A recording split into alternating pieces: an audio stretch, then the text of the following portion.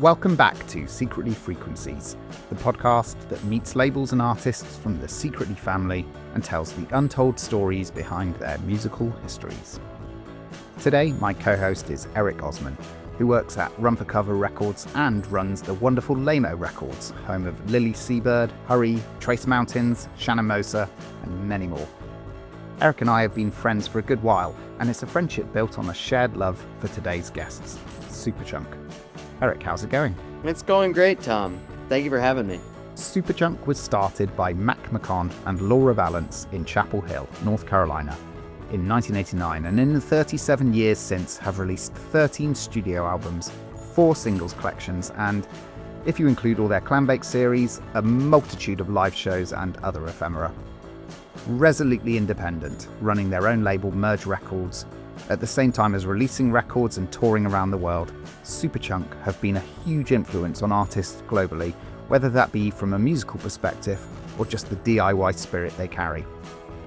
And for me personally, it's rarely a week that goes by that I don't listen to one of their albums. I first saw them back in 1993 and they've been a huge part of my life ever since. I almost think of them as my internal soundtrack. It's almost a little silly how much I love them, to be honest. And Eric, in you, I think it would be fair to say I've found someone who feels pretty similarly to me. I do. I feel really similarly about this band. Perfect storm for me. I found them right around the time I was starting Lamo Records, and just like they had a hefty discography and a book about how they'd done it. And it was punk and it was scrappy and it was existing for the second time when I was starting up my label, and they just hold such a special place for me. I'm also playing them all the time, and I love them so much. They're a singular band, and they don't sound the same from record to record. It's just a treat to get to talk to them today with you.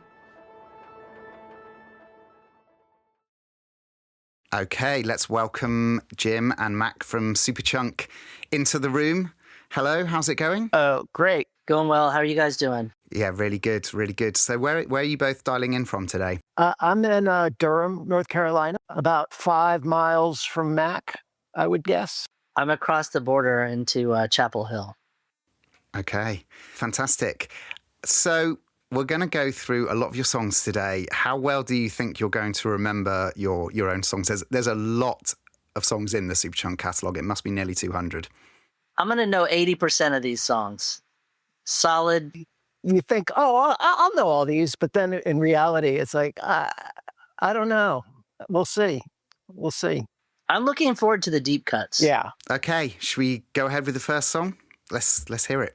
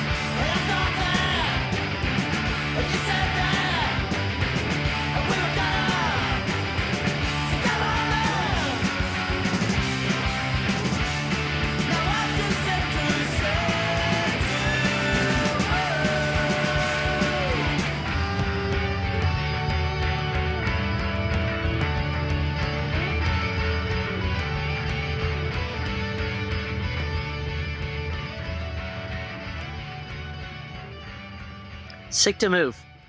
Exactly. First song, first record. So we're talking 35 years ago or more, really, at this point. Let's go right back to the beginning here. Mac, you were playing in quite a few other bands around this time already. Wax, Bricks, Slush Puppies, or at least they were adjacent to that. Yeah. When you were starting Superchunk, did you go into it feeling like it was going to be, if I could say, maybe just another band, or did you have a bigger ambition for it when you were starting? I don't think I had a bigger ambition than the other bands, but I think I felt like the concept of the music was something more in our grasp. In other words, like Wax was like a very weird band in the sense that everyone in that band, me, Wayne, and Brian, were all into different things, and the songs consequently were really strange. Like Wayne was almost like deliberately non-musical in terms of how he played bass. Like he would just make up the weirdest parts, and then we kind of had to like figure out how to play around that. And Brian was just like a super technically adept drummer. He could kind of play anything, and I was just kind of like average guitar player. So we all had different ideas, and then it was what I think the songs we wrote were cool, but they were cool because they were just this weird thing. And Slush Puppies was almost like trying to be a hardcore band, but it just wasn't in my nature to play songs that fast. So they ended up being more melodic. And then I think Chunk was a little bit of like, oh, well, here's what Slush Puppies was kind of heading towards, except with two guitars, which made it able to do more things. So it felt like, oh, this is going to be more of a real band, quote unquote, but not with like a different ambition in terms of trying to be around for 36 years or whatever. So at that point, you get Laura, you're playing with Laura, and then Jack McCook's on guitar at that point as well. Is Jack someone that you'd known for a while? Was he playing in other bands with you? I don't know if he ever played in another band, but he did play guitar. He's like a guy who I had lived with. He worked at the record store next door to the pizza place I worked at. He worked at Record Bar. And Laura and I worked at Pepper's Pizza, and we kind of got to know Jack that way. And then, as I said, we ended up living together for a bit. And he's a guy who like loved playing guitar, but like was not interested in being in bands. And so I think we kind of recruited him into doing this thing. And then he was in it long enough to maybe make one trip to New York and play a couple shows, and was like, "Yeah, I don't want to do this," which worked out for me. How soon after forming Superchunk were you making this record? It sounds like it was quite quick then, that you formed the band and then you're making an album like within 6 months, within a year? Yeah, so I think that we formed the band in that summer of '89 and recorded our first single really soon after. But I was still in school at Columbia in New York. And so then when I came home for Christmas break in December and January 90, we recorded it when I was home. So we didn't really have a lot of time to like learn or practice really. And you got your like early 20s here, like 20, 21? I think we started the band when I was 21, and I was 22 by the time we made the album. The record came out. Who did the art? Did you do the art, Mac? I did, and it's so ugly. It's so incredibly ugly, but it's funny because I was taking a woodblock printing class at school, so I was making lots of woodcuts. And so that was kind of like the main thing. Then I remember like meeting up with the guys at Matador, like when we made our 7-inch and when Merge was making other things, it was like, well, how many, we had to decide like, okay, 1 color, 2 colors, because we were doing that kind of printing at a place called Barefoot Press in Raleigh.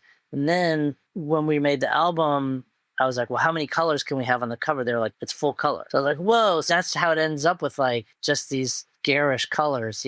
I don't think there's pictures of the band on the record other than there's like a photo of a television, which was like of a video of our first show or something like that. I just remember it's very janky. But Mac, I remember you complaining like somebody at Matador in the art department took what you made and like then they monkeyed with it somehow, or like there was something like that, like they like straightened something or like made something, tilted it to make it more kinda, like what they thought was more like jaunty or something. Yeah. And you were like, it's all like collagey looking, but it is still incredibly ugly. So Jim, you joined soon after this record was made. Was it a case of you having to learn the songs real quickly to just start playing shows? Yeah, kind of. I mean, I'll say this, like I had known Mac for years at this point, and I was living in Connecticut, and he he was up visiting. It was the year after I graduated, and I was substitute teaching in Fairfield, Connecticut. And he gave me a tape of the record, and I was thinking, here we go, another band. And I remember playing it and being like, holy shit, this is really good. I was so kind of angry that it was so good. But then I got the call to replace Jack, and I remember showing up, I think maybe at the first practice, we were playing this song, Sick to Move, and I kind of knew what the parts were, but I didn't know what I was supposed to be doing. And Mac and Laura were like, oh, you just noodle at the beginning, just noodle. And I was like, what does that mean? I was like, just play a bunch of notes. And I was like, I don't know how to do that. And then they were like, we're going to have to change this song to ill-equipped to noodle, because I didn't know how to play. Humidifier had already made a record, yeah, right? I mean, I could play the guitar. I just couldn't play notes. All the bands that I was doing were kind of either so ridiculously remedial that they were more concepts than bands, or they were kind of like a little more, middle of the road, mainstreamy, even though they were technically, punk or indie rock. But no, I mean, I didn't know how. I knew the song. I showed up at the first practice and I couldn't function. Okay, shall we hear another song now?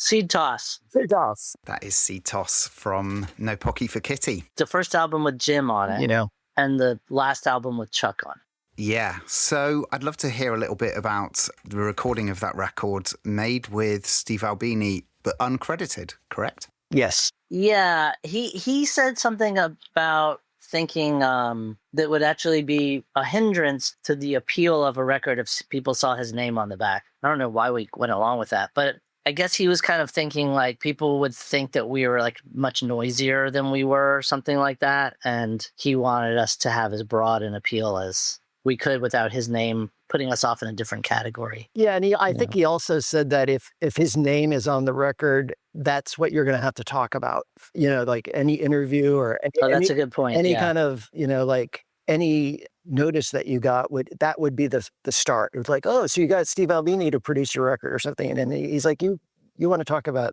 he wanted to be anonymous to like deflect the attention, I think. It's funny because he was such a personality at the time in that ecosystem of zines and records and stuff back then. Like, he was like a great interview because he was going to say something controversial. And his sound was so distinct, and he had already worked on some records that got really big, like the Pixies. But then he went through such an evolution, I think, as a personality in the world, where like eventually I think he got to be known for what he is rightfully known for. But back then he was known for all kinds of shit. Yeah. I mean, right. So I think it's good that we're talking about him now, but I understand why he would have at the time been like, you don't want to have to talk about me in interviews. Yeah. I mean, we made that record in 3 nights. And there was one, I guess the last night, I was walking with him at like 6 in the morning to go. He was getting his car and I was getting the van.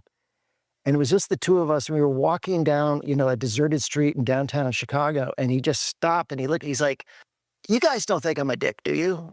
He's like, he was very, and he was very vulnerable. He's like, I didn't do anything dicky to you guys, did I? I mean, I want to like, oh no. He was very like, we're good, right? And of course I was like, no, it's been a pleasure. Everything's been great, man. Why would you think that? He's like, I have a reputation, and it was just weird. Like, the idea that he was willing, like, of course, like we were willing to do whatever, but like the fact that he was willing to like record and mix an album in 3 nights because he knew that it would sound good at this kind of fancy studio, Chicago recording company, like where Styx recorded or whatever, like in downtown Chicago.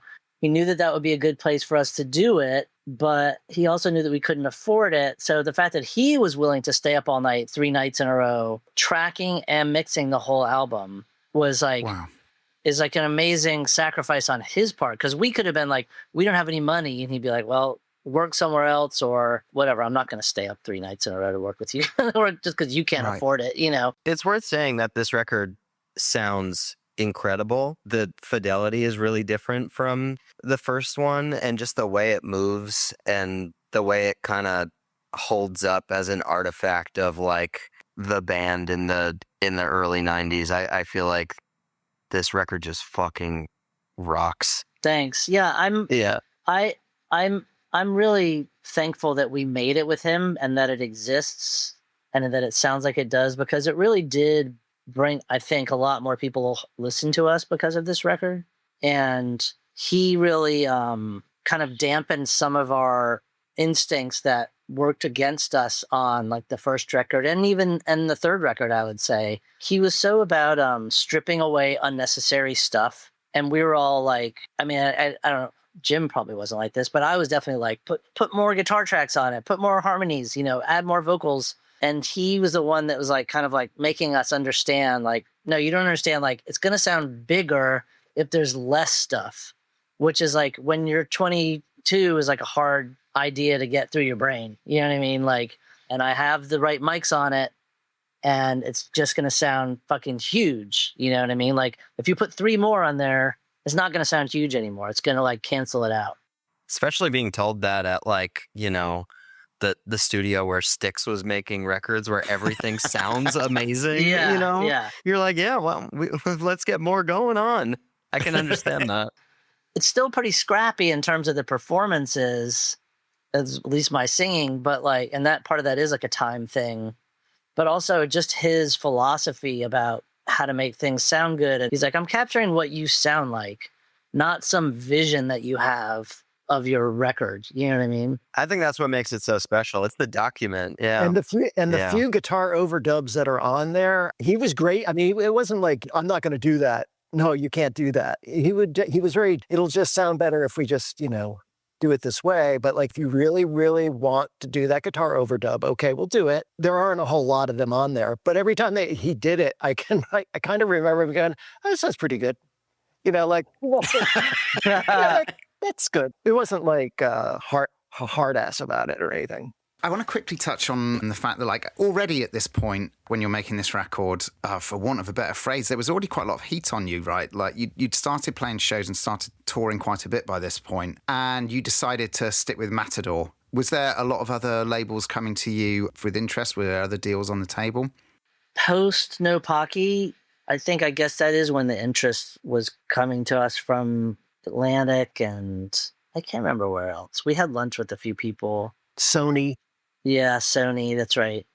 And I don't know, like it didn't really feel like real, like they're on a mission to find the next whatever. And we're kind of in the demographic and making like distorted pop songs or whatever, like Nirvana or something. But it never felt like something was about to happen. And we also didn't really have any, in our minds, great examples of that working out for bands that we liked. There was no mission to get signed on our part. I mean, we would listen to a pitch, but it was never like, oh yeah, exciting, like. No, you're just getting some nice free food out of it. Yeah, and Yeah, hopefully move on. like some good Yeah. stories or whatever, like Yeah. from people that have been in the business for a long time. I will say on the subject of Styx, and not Styx specifically, but related in my mind band REO Speedwagon, because I grew up listening to those bands, in the 70s. At one point during our sessions with Albini, I was like overdubbing a guitar solo, and he said, "You kind of sound like Gary Richrath," which is the guitar player for REO Speedwagon.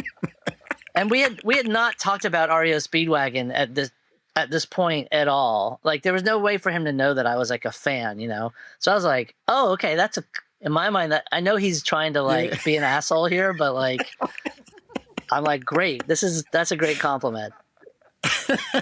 I think that kind of speaks to Albini's sensibility to hear you play that and be like, I kind of do hear this influence here. Yeah. It's like that's a great producer to pick something out like that. For sure. We could chat about this for a lot longer, but I think it's time to move on to the next piece of music. So yeah, let's hear the next song.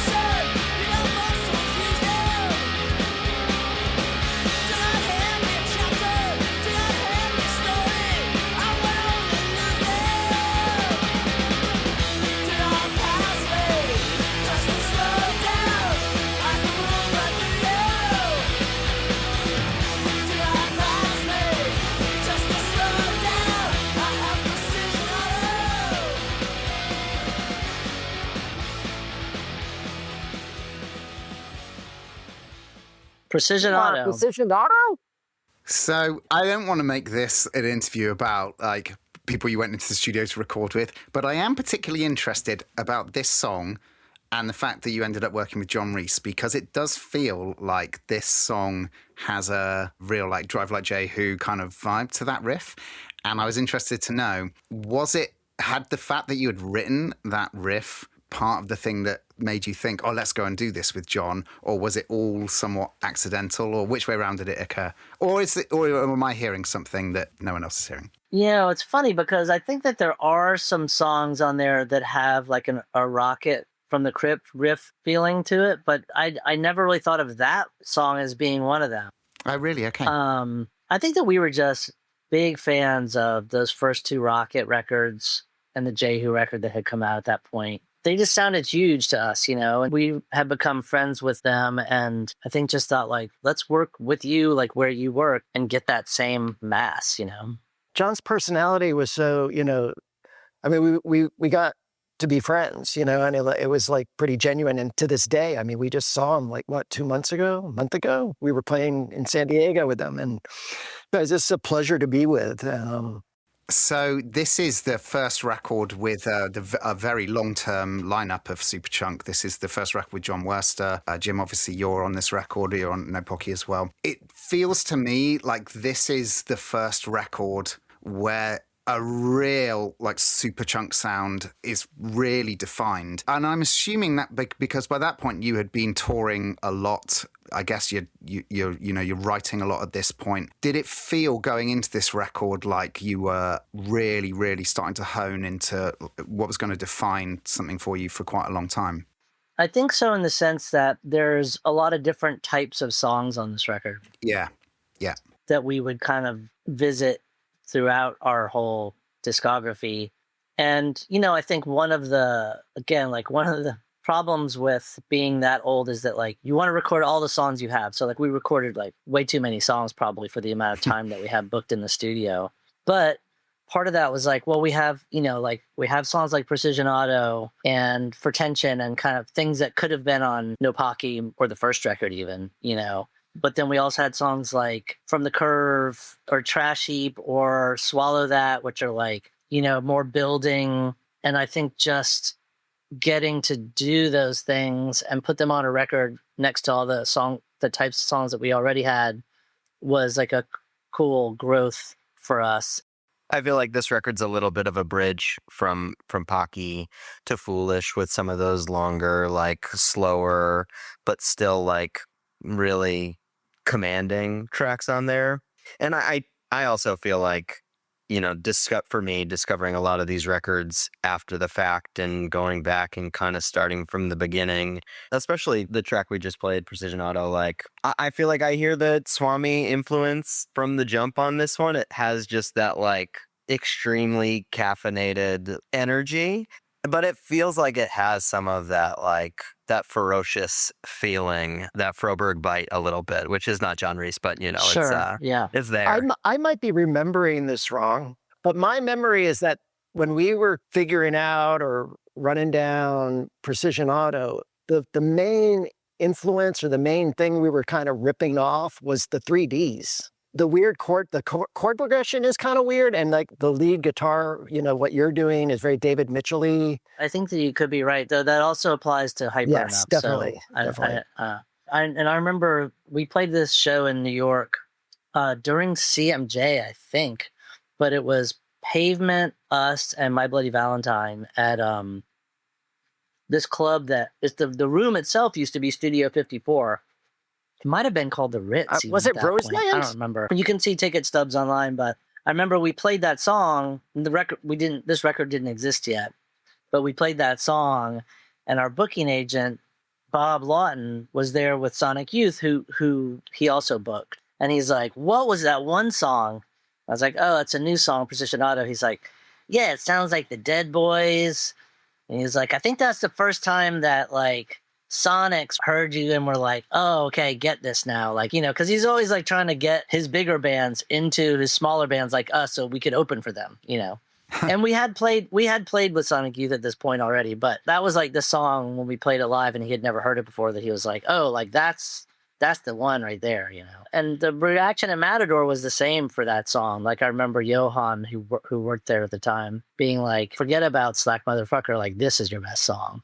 I feel also we need to point out, as we're on record 3, and we didn't pick track 1 for every record, but we certainly could have. It feels like a move that I didn't recognize until listening with this exercise in mind, that I'm like, oh my God, these records start out like best foot forward in such a, like, we have your attention your way. We're not waiting till track 3. We're not waiting. Like, it's right out of the gate, which is special. We've done tours for like anniversaries of albums, but we've never really like played albums start to finish. We did one time on the Mouth tour. We played this album start to finish at the Bowery Ballroom.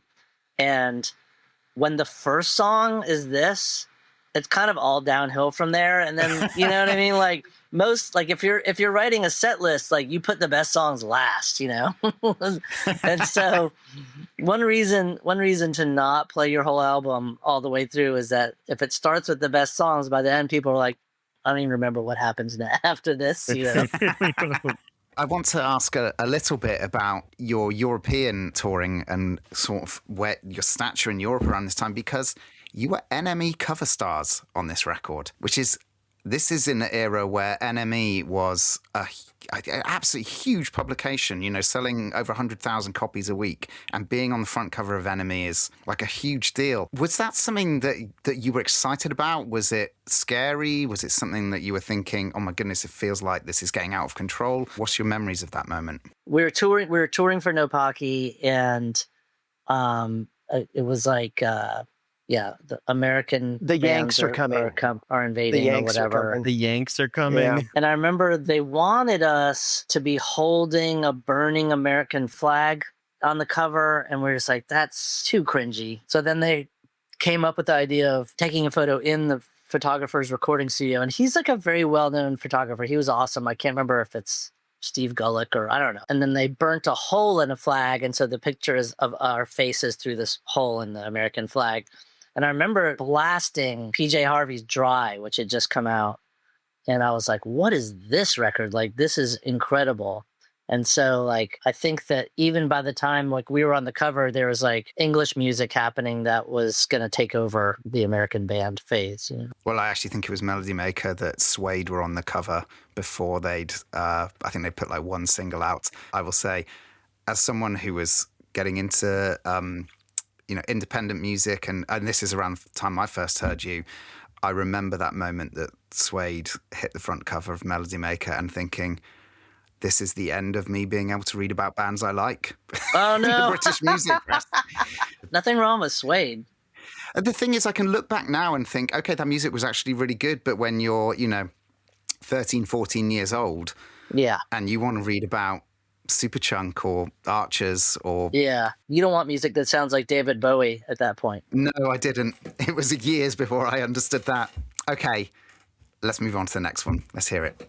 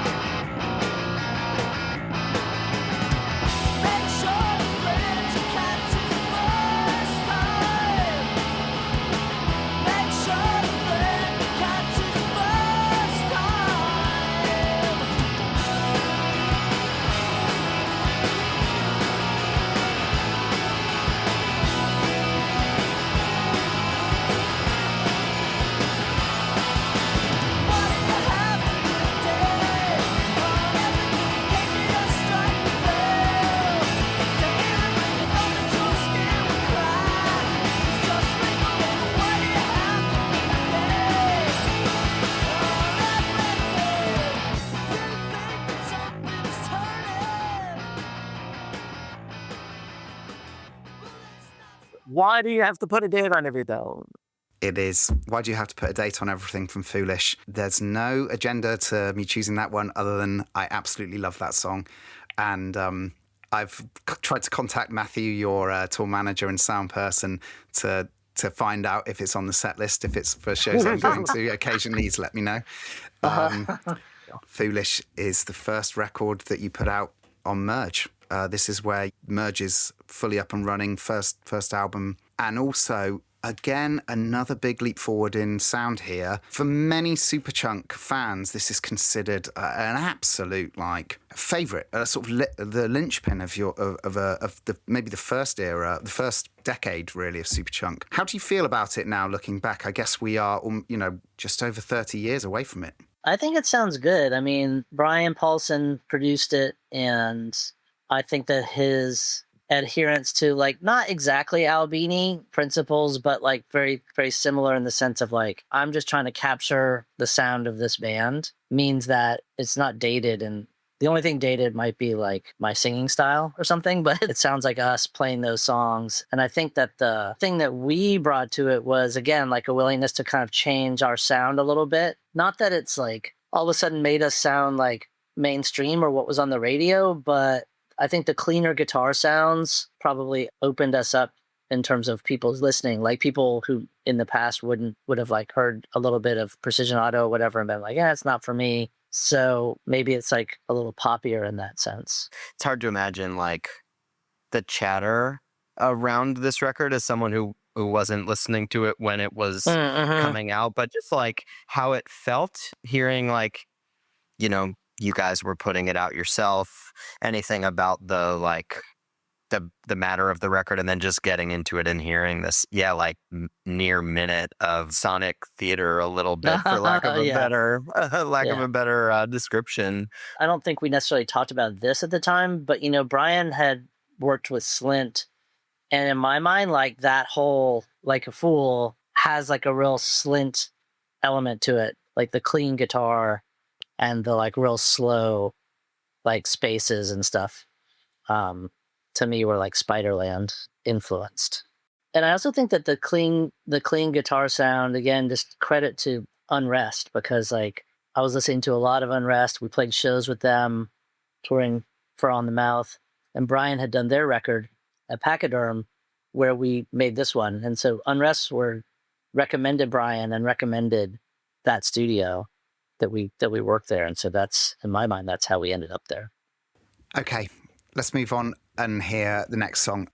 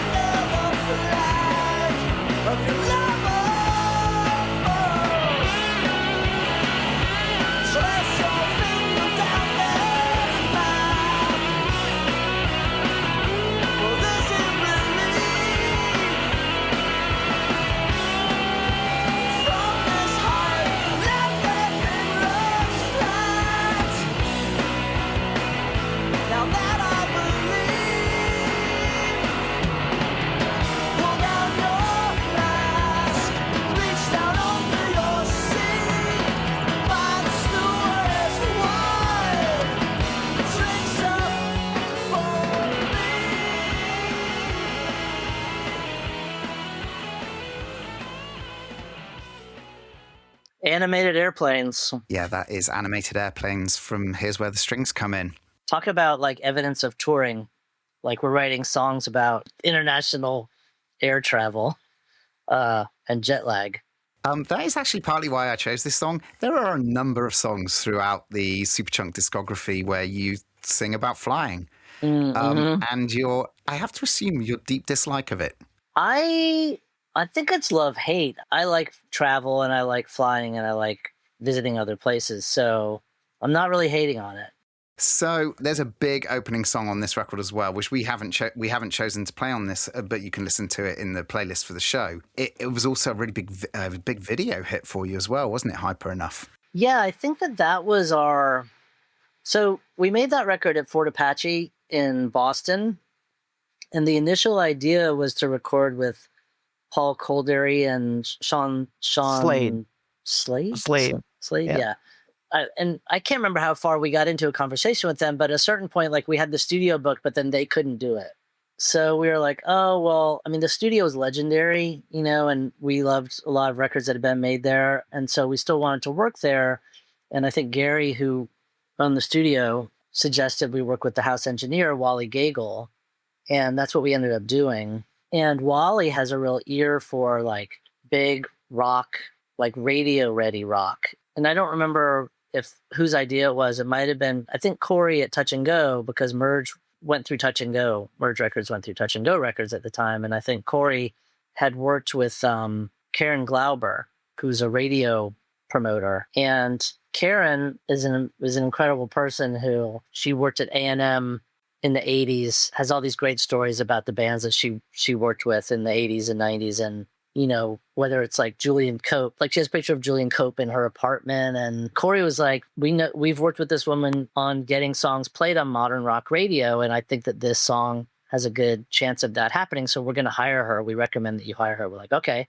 They did a special mix for radio, which sounded insane. Like they make the guitars louder in different parts instead of just making. I thought it'd be like the vocals are louder. Yeah, it's like they kind of turn up like the drums and the lead guitar, and then maybe the vocals too at points. Anyway, it's just like a weird specific skill set that some mixers had that they would hire, and then they service it to like modern rock radio stations, and people were playing it, and I think that's why the video ended up getting played.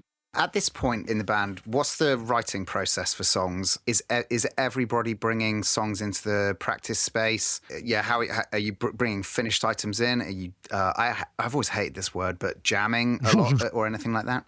I think we were jamming to write the songs for this record. It was like the first record where we wrote the whole thing jamming, basically. Like there was a practice space, yeah, and like Stacy Guess, who's the trumpet player in Squirrel Nut Zippers, he had a house with a practice. One room was like a practice space, and so like we would go practice there. We rented a space behind a music store in Carborough called the Music Loft, and like we would work on songs, just jamming and putting the different riffs together, and probably more so on this record than any of the ones before that. And I can say, like, Animated Airplanes, which is like, I remember spontaneously just coming up with the chord progression for that song while we were just standing there. And it was sort of a joke, I thought, kind of. But then Mac made it interesting by playing interesting shit over it. But then it was like, oh, there's a song. I mean, we were just throwing shit around back then. And I think I remember John Worcester saying it reminded him of the Connells, which are another North Carolina band. Okay, let's hear another piece of music.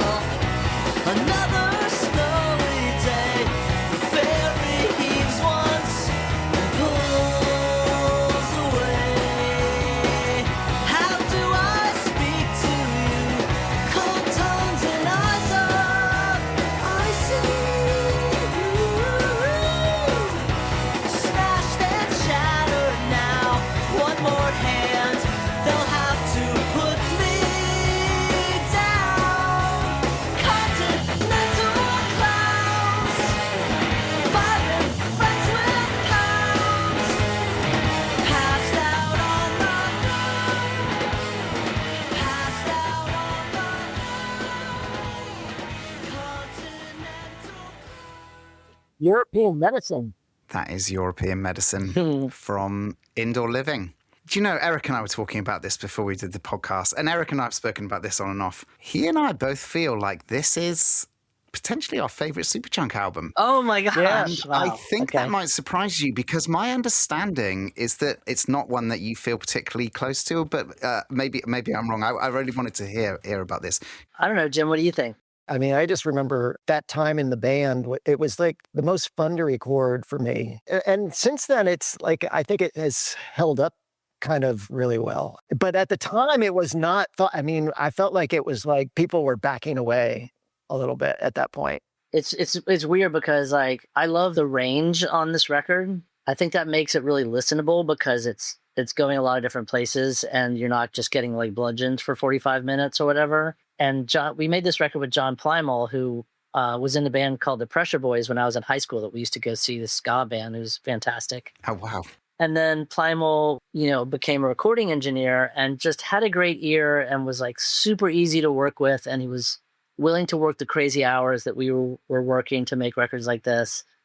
And we made it in Indiana at the studio at Echo Park. Is that what it's called? Echo Park? Echo Park, yeah. Mike Wanchik's. Yeah, owned by the guitar player from John Cougar Mellencamp's band. And Amazing. It was really fun to make. I think one odd disconnect about it is that there's something about the songs on the record that make them harder to play live. So it's like a record that I really love the whole thing, but there's not a lot of songs that we play from it.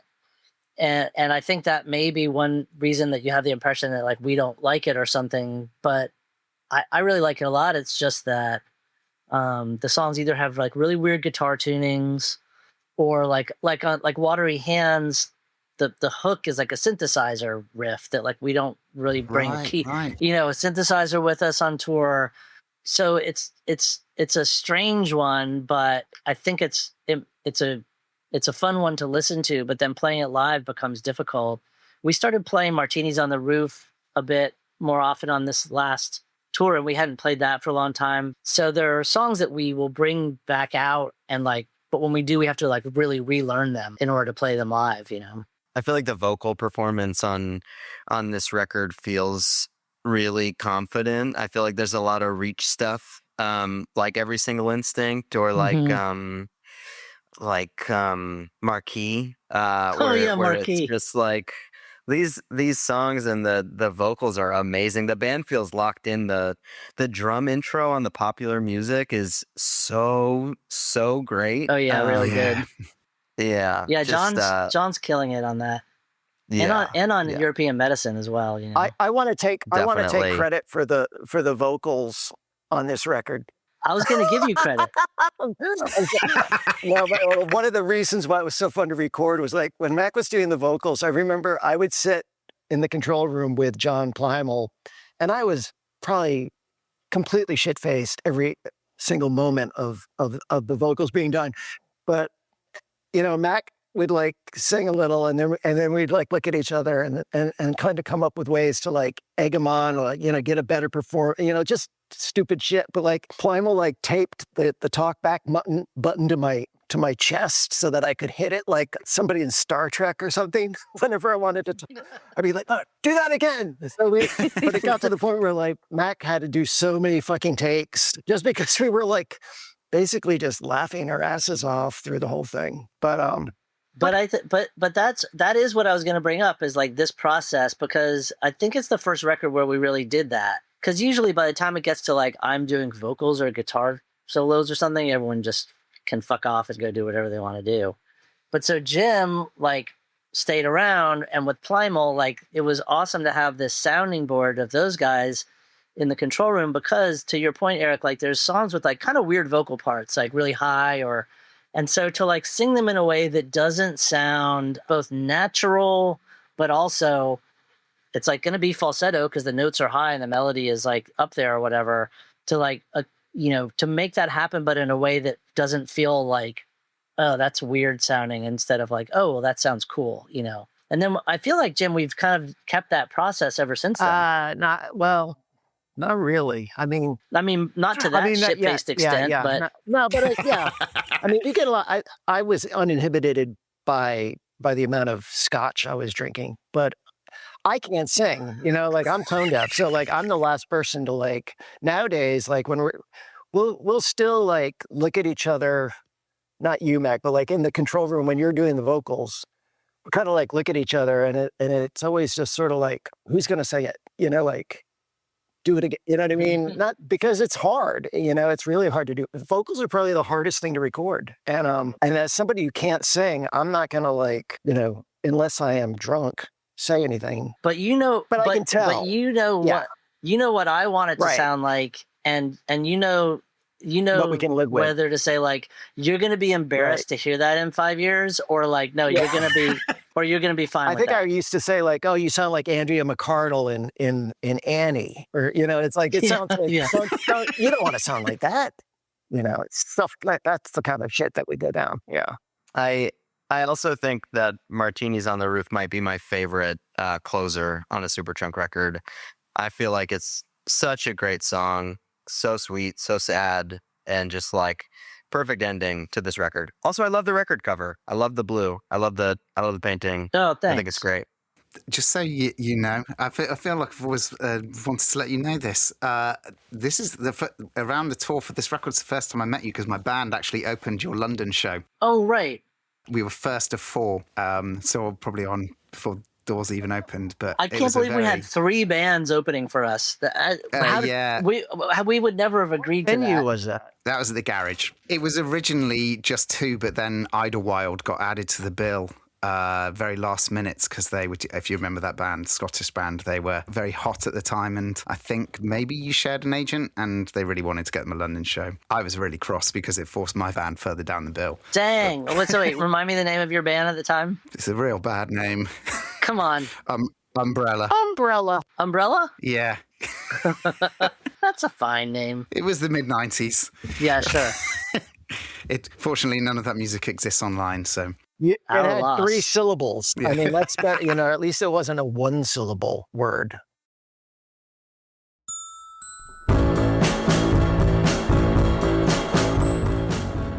You have been listening to Secretly Frequencies.